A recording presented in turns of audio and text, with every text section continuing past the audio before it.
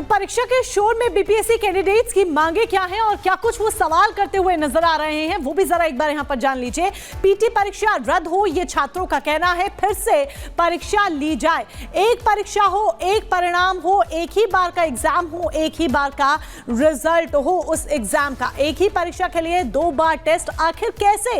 ये सवाल अभ्यर्थी करते हुए नजर आ रहे हैं। बीपीएससी मेरिट लिस्ट किस आधार पर बनाएगी? बापू भवन परीक्षा सेंटर पर मोबाइल आखिर कैसे पहुंचा? 13 दिसंबर और 4 जनवरी का प्रश्न पत्र एक कैसे रहा? 4 जनवरी को प्रश्न पत्र आसान रहे तो छात्रों के साथ न्याय नहीं होगा, ये छात्र सवाल करते हुए नजर आ रहे हैं, जिनका जवाब जरूर है। यही एक बड़ी वजह कि सड़कों पर नजर आ रहे हैं। बीपीएससी विवाद आखिर कब हुआ, ये भी जरा यहां पर जान लीजिए। नॉर्मलाइजेशन का विरोध करते हुए 6 दिसंबर की वो तारीख जब छात्र प्रदर्शन करते हैं और सड़कों पर उतरते हैं, और फिर उसके बाद 13 दिसंबर की वो तारीख जब बिहार के सभी सेंटर्स पर परीक्षा होती है। 13 दिसंबर को यह परीक्षा कराई जाती है। पटना के बापू एग्जाम सेंटर में पेपर लेट मिलते हैं, पेपर आने में देरी होती है। पेपर लीक के आरोप में यहां पर जोरदार हंगामा किया जाता है, छात्र हंगामा करते हुए नजर आ रहे हैं। और फिर 15 दिसंबर की वो तारीख जब बापू एग्जाम सेंटर में हुए हंगामे की जिला प्रशासन ने आयोग को रिपोर्ट सौंपी। बापू एग्जाम सेंटर की परीक्षा को रद्द कर दिया गया। 16 दिसंबर को पूरी परीक्षा को रद्द करने की मांग को लेकर 17 तारीख को प्रदर्शन होता है। छात्र सड़कों पर उतर आते हैं और जमकर प्रदर्शन करते हैं। और फिर 25 दिसंबर की वो तारीख जब छात्र फिर से सड़क पर उतरते हैं, पुलिस लाठी चार्ज करती है छात्रों पर, उन्हें खदेड़ा जाता है, उन पर लाठियां भांजी जाती है। 25 दिसंबर की वो तारीख। और आइए अब रुक करते हैं ऋतु का और चलिए बढ़ेंगे आगे और अब बात करेंगे महाकुंभ की। जी हाँ, संगम नगरी प्रयागराज विहंगम महाकुंभ को लेकर के बिल्कुल सजी पटी पड़ी है और तैयारियां भी जोरों शोरों से चल रही है। इस बार योगी सरकार ने खास इंतजाम किए हैं कि जब यहाँ पर 40 से 50 करोड़ श्रद्धालु पहुंचे, उन्हें यहाँ पर सुगम व्यवस्थाओं का आनंद मिले और साथ ही साथ जब वो कुंभ क्षेत्र छोड़े तो इसकी तारीफ किए बिना वो यहां से ना जाए। लेकिन इसको लेकर के विपक्ष अब सवाल खड़े कर रहा है और जमकर विपक्ष सियासत भी कर रहा है। देखिए कैसे।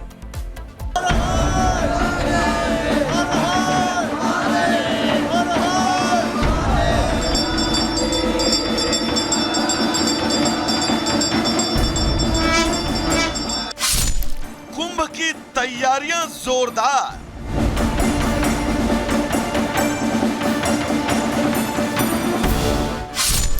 विपक्ष को नहीं लग रही असरदार।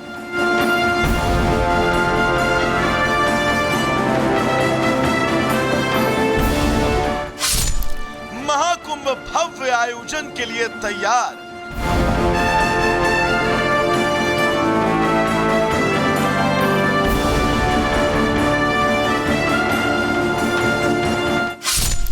विपक्षियों को मिर्ची लग रही पार पार।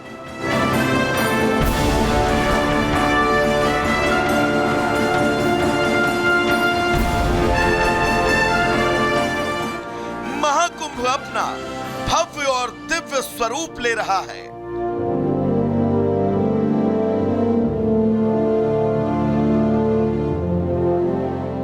संगम का तट सजाया संवारा जा रहा है।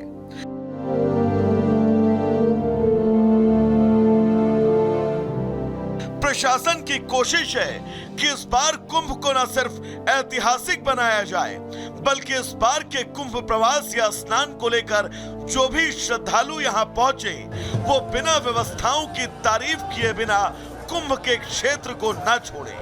और शायद विपक्षियों को ये तैयारी, ये दिव्यता, ये भव्यता और ये अलौकिक कुंभ समझ नहीं आ रहा, या फिर जानबूझकर न समझने का बहाना बनाया जा रहा है। तभी तो कुंभ की तैयारियों पर कटाक्ष करने का ठेका खुद सपा के सर्वे सर्वा अखिलेश यादव ने अपने कंधों पर उठा रखा है।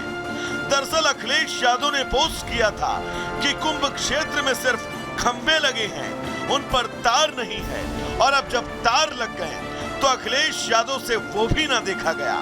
तुरंत एक पोस्ट चिपका दी।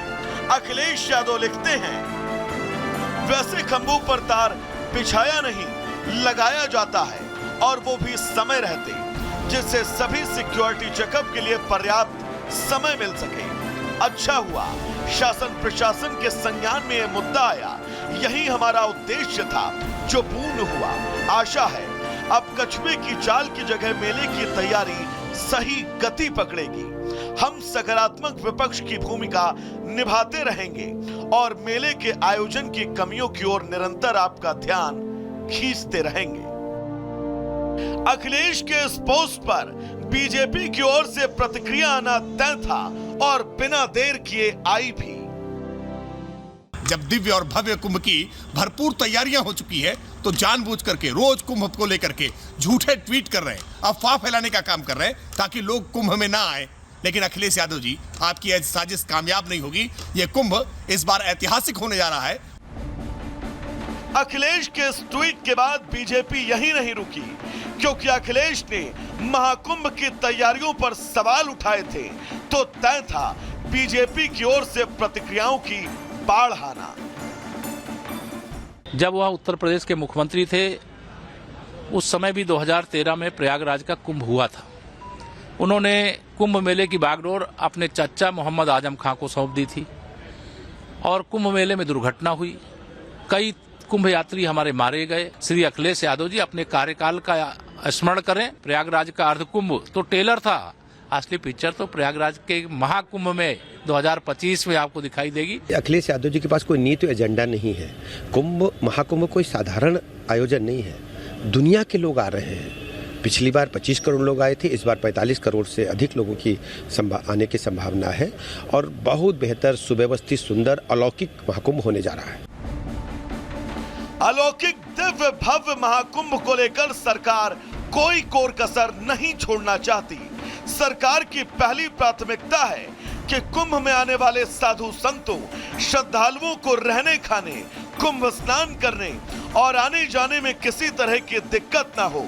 खुद प्रधानमंत्री मोदी कुंभ की दिव्यता और भव्यता को हर कसौटी पर परख चुके हैं। सूबे के सीएम लगातार बैठ के कुंभ क्षेत्र का दौरा कर रहे हैं, लेकिन विपक्ष इस मुद्दे पर भी राजनीति का तड़का लगाना चाहता है।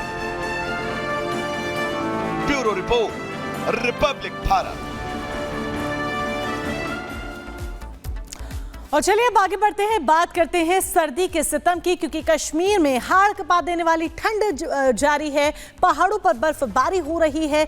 परेशानी इसकी वजह से पर्यटकों को बेहद हो रही है। बिल्कुल मोनिका, और अलग अलग जगहों पर अगर तापमान की बात करें तो तापमान भी अलग अलग जगहों पर अलग अलग रिकॉर्ड किया गया है। श्रीनगर की बात करें -7 डिग्री सेल्सियस यहाँ पर तापमान बना हुआ है। पहलगाम में -8.6 डिग्री सेल्सियस यहाँ पर तापमान पहुंच चुका है। आप समझ सकते हैं किस तरीके से यहाँ पर भीषण ठंड पड़ रही है। बर्फबारी का दौर जो है वो बेहिसाब जारी है। पर्यटक लुत्फ उठा रहे हैं, लेकिन परेशानियां भी हो रही है। कैसे, रिपोर्ट के जरिए दिखाते हैं।